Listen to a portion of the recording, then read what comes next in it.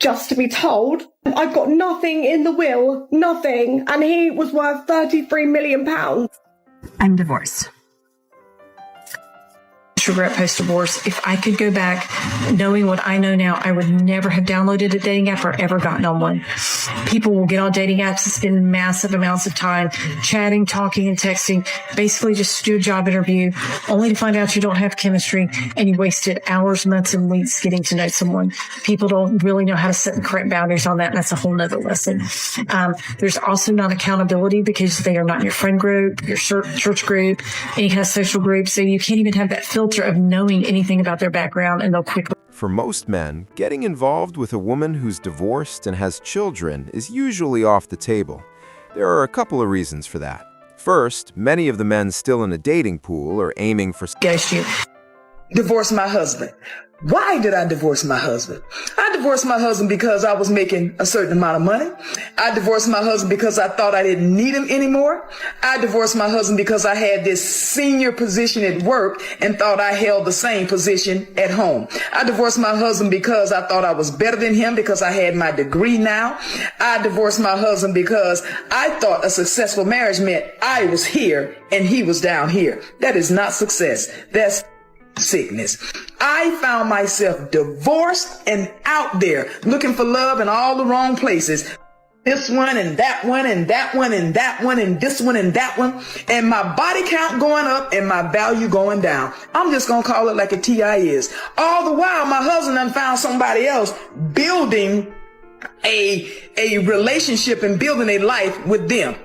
I should have stayed married to my husband. I felt like I was on this dark road with no street lights, pitch dark, and I couldn't find my way and didn't know which way to go. I felt lost. I felt like I was walking barefoot on that dark road with pebbles and hot rocks sticking my foot. I felt hurt. I felt alone because every time he and that one and this one and that one left my bed, I was alone all by myself. And which was supposed to be soft and comfortable for me, my pillow, it was now filled with tears. I should not have left. The traditional approach, despite all its imperfections, is still the most reliable system we've ever had.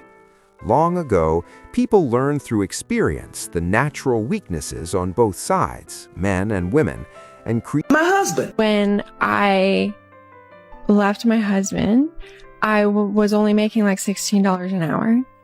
And so that wasn't enough. And so I got myself into a lot of credit card debt because I moved into an apartment that I couldn't really afford, but I thought that someone else was going to be living with me in it. So that's what do you mean? The ex? No.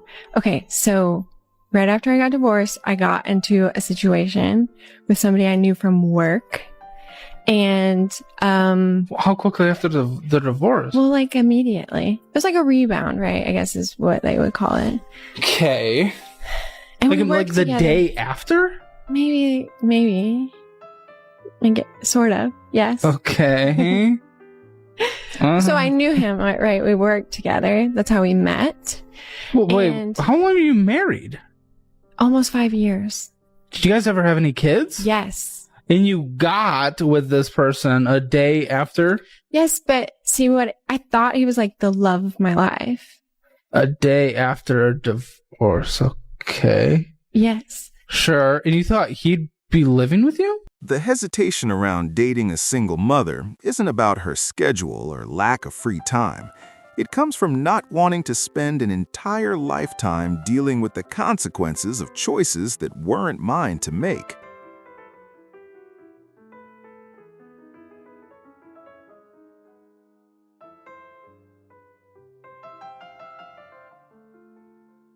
Yes. What's the problem with dating as single moms? I don't understand the issue with these men. We're talking men in their late 30s, like 38, 39, and as soon as you mention you've got children, they don't want to fucking know. And I don't get it. And then they go simping over 21-year-olds. And that's because they've got no responsibility. The free-spirited to get to do whatever the hell they want, and it makes them look good and feel better about themselves. There is nothing wrong with dating a single mother. Like, my kids are practically teenagers. Well, my daughter is. She's nearly 16. My son's nearly 11. If anything, I've got more free time now opposed to what I had 4 years ago. This whole stigma of, like, dating someone with kids has really, really got to stop. Like, it's wrong. It really is wrong. Like, what's wrong with me? I'm 33 years old. I know what I want. I'm responsible. I do a pretty good job raising my children on my own. I've been single 4 years. What's the problem? I'm divorced. I thought I'd be happier, except the judge set the child support amount at $326 a month. $326 a month for 2 kids for child support is what he has to pay me. $326 a month. Because he's not working. Because he chooses not to. I was able to cross-examine him, which was fun. And I asked him how many hours a week he spends working or trying to sell houses, because technically he still has a real estate license. So technically he's still a realtor. He said 15 hours a week approximately is how many hours he works per week. Grown man, grown able-bodied man with transportation and no childcare to worry about, says he works 15 hours a week. Men in their late 30s who don't have children usually fall into 2 main groups. Either they've already decided they don't want kids at all, or they want children of their own someday. Because of that, replacing the money that you had removed from the LLC account that was there to make payments on the Jeep and take care of its maintenance. Did I work the Jeep and I rented it in Turo for the past 3 years? We did that together for a period of time, much less than 3 years. Did you ask me to buy the tires of the Jeep with my money? Absolutely not. That money was in the LLC account that was earned by us for the purposes of maintaining and making payments on the Jeep, and you had removed that money to your personal account. Did you remember that I bought and I replaced the Jeep tires, and that was a cost of $2,000? We did that. That money came from the LLC account. So our LLC. We both were maintaining the cost of the Jeep in one way or other way.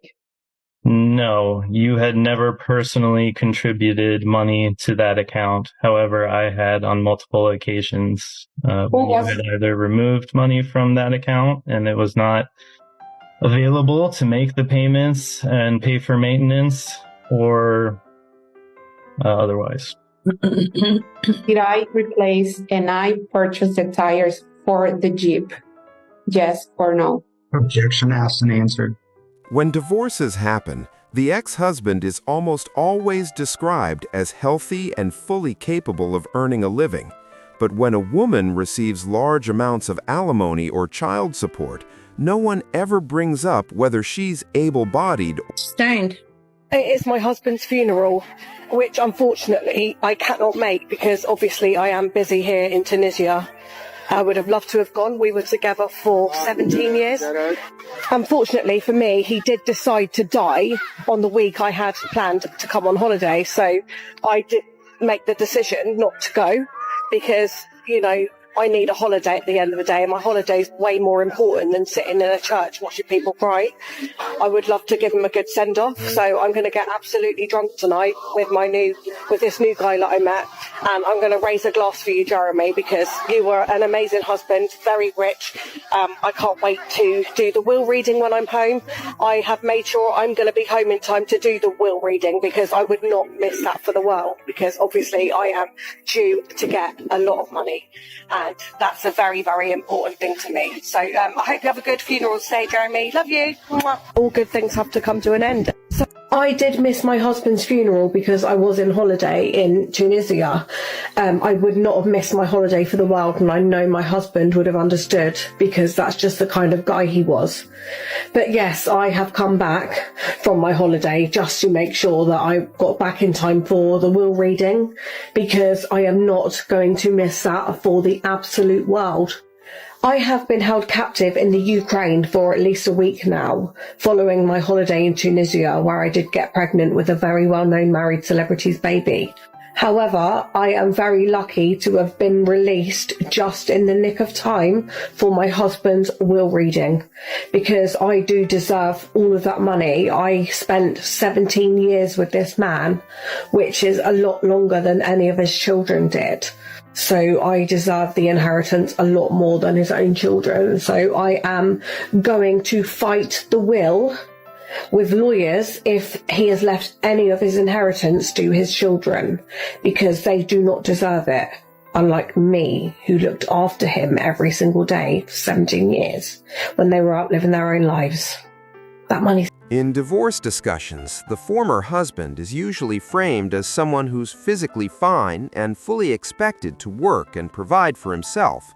Yet when significant alimony or child support goes to the woman, her ability to earn or spent 17 years of my life with an elderly man who smelled like cabbage, just to be told I've got nothing in the will, nothing, and he was worth £33 million. And you think this is funny? I have wasted my life with a geriatric coffin dodger for nothing. And why everyone thinks it's so funny that my husband donated all his money to a bunch of cats and dogs. Who even likes cats and dogs? I'm literally going to be homeless. I've got no money. Not even my own house or my car. I'm literally going to be poor. I'm going to have to shop in fucking Asda, like all the other poor people. Not Asda. I've wasted my life thinking I was going to get millions by marrying that elderly coffin dodger, and he looked like a shriveled up fucking prune. When it comes to dating women who already have kids, there's a clear imbalance. Women often expect a man to take on responsibility for children that aren't his, while men with children rarely expect a woman to